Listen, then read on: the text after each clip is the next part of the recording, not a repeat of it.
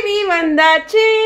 S, Malaysia fans வந்து ஒரு பயங்கர உற்சாகத்தோடு இருப்பாங்க. ஆனால் நாங்களும் அவங்களோட உற்சாகத்தில் இருக்கோம். ஏன்னா இந்த மாதிரியான அப்டேட்ஸே எங்களுக்கு எனர்ஜி தாங்க. அவங்களுடைய வீடியோ அப்புறம் அங்கேருந்து வர லைவ் அப்படின்ட்டு. ஹலோ வியூவர்ஸ், நாங்களுடைய லக்ஷ்மி, நீங்கள் பார்த்துருக்க 0 லக்ஷ்மி. ஆமாம், 2 மணி நேரம் கழிச்சு இந்த அப்டேட்டை கொடுக்குறீங்க. ஏதோ ஃப்ரெஷ்ஷாக அப்டேட் கொடுக்குற மாதிரியே பில்டப் கொடுக்குறீங்க. மைண்ட் வைஸ் கேட்குது.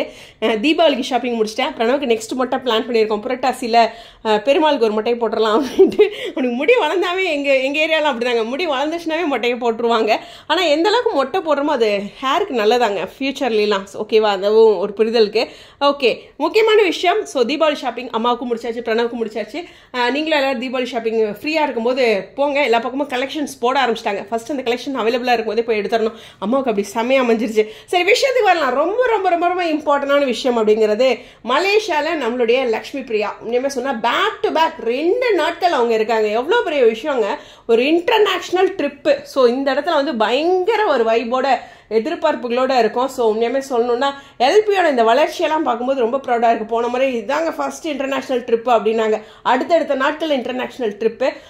எந்த அளவுக்கு மகாநதி வந்து எவ்வளோ பெரிய ஃபேன் பேஸை வச்சுருக்காங்க அப்படிங்கிறது நான் சொல்லி தான் உங்களுக்கு தெரியும் இல்லை. ஏன்னா விஜய் டெலிவிஷனோட ஒவ்வொரு ப்ரொமோலையும் எந்த சீரியல் ப்ரொமோவாக இருந்தாலும் சரி, இந்த விக்காவோட ஃபேன்ஸ் வந்து விட மாட்டேங்கிறாங்க. அந்த அளவுக்கு ஒரு ஃபேன் பேஸ் இருக்குது.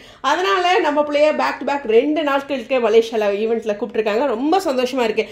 லைவ் வருவாங்க. நான் ஒரு ஐடி லைவ் ஃபாலோ பண்ணேன். அவங்க ஐடி தெரியல. அப்புறம் நான் விசாரிச்சப்போ அவங்க ஐடி இல்லை அப்படிங்கிற மாதிரி கேள்விப்பட்டேன். ஓகே, கண்டிப்பாக அவங்கள நான் ரொம்ப மிஸ் பண்ணுறேன். ஏன்னா ஒவ்வொரு லைவ்லையுமே அவங்க கிட்ட இருந்து தான் நான் வீடியோஸ் பார்த்துட்டு இருந்தேன். பட் இருந்தாலும் விக்கா டீம் இல்லை மலேசியாவில் இருக்க விக்கா ஃபேன் பேஜ் நிறைய பேர் வந்து லைவ் ஷேர் பண்ணுவாங்க.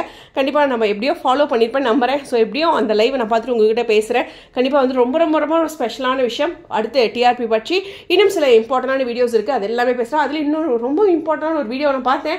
ஓகே, அதுவும் டிலே தான். நான் ஷாப்பிங்கில் இருந்தனால பார்க்கல.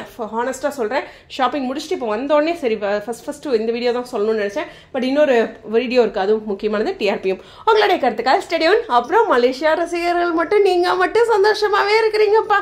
பரவாயில்ல, எங்கள் ஊரில் விஜய் நட்சத்திர கொண்டாட்டம் வரும். எப்படி உங்களுடைய கருத்துக்காக ஸ்டேடியம்.